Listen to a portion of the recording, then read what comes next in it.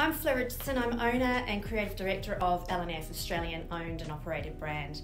L&F is an age, stage and size inclusive brand, and our vision is to connect, dress and empower the L&F woman towards confidence that fits. I have been involved with L&F. I'm actually coming into my 10th year with the business. I've been in the fashion industry for over 25 years. I won't go beyond that. It's a long time. My previous business partner, Leina, had been 3 years operating in her namesake brand, Leina.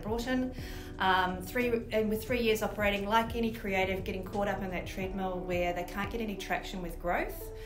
So when our paths collided, we hit the ground running. I came in from an operational point of view for the business.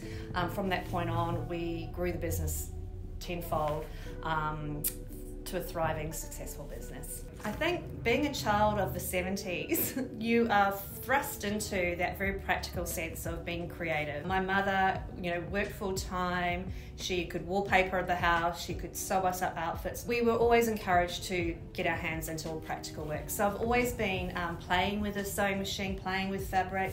A cousin in the family worked for a suit company, so we would always get beautiful offcuts of the lining. It's always been something in my DNA to play with.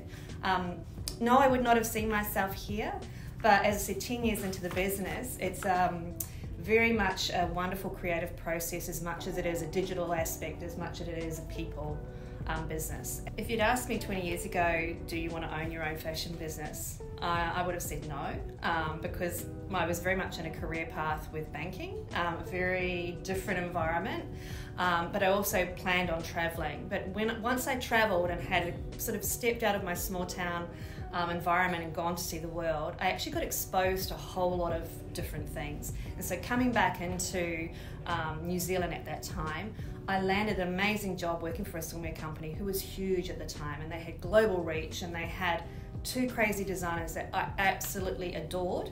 And just that frenetic energy that came with that, I got to a crossroads, in my administrative role. Do I go and pursue further study and education down the typical administration accounting avenue, or do I tap into my creative vein and actually go and pursue that creative side? So at 25, I left that job, that security, and threw myself into my creative project down in Wellington, where it took 2 years out of my life, being a poor student, doing a very hands-on practical diploma in fashion design.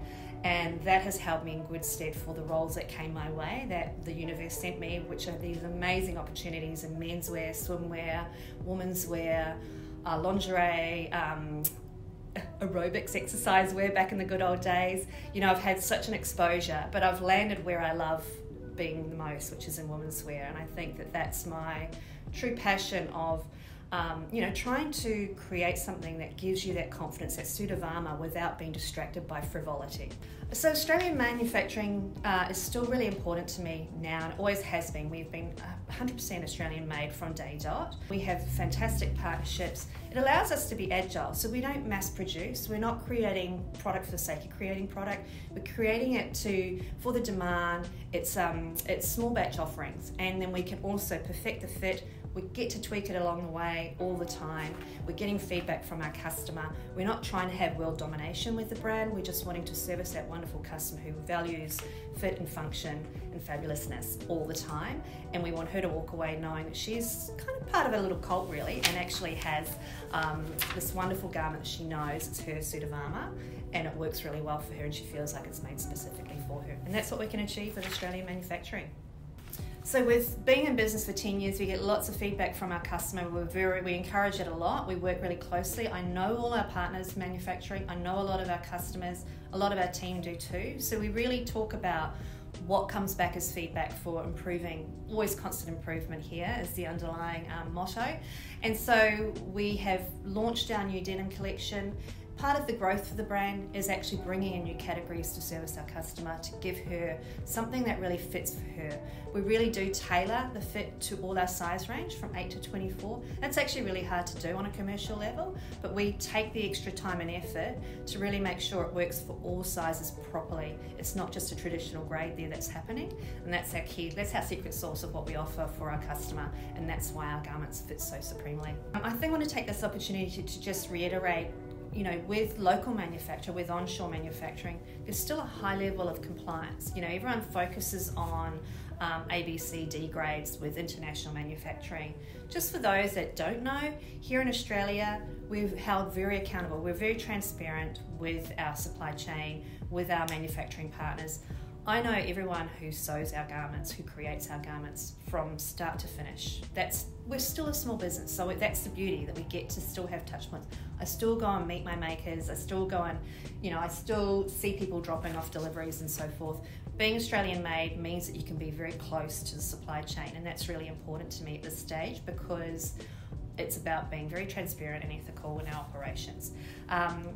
Every quarter, we have to report through to Fair Work and to TCF Union, so that they can then independently do their own audit with all of our supply chain partners. So that's the compliance that we meet every quarter with these people, to make sure that we're doing everything above board.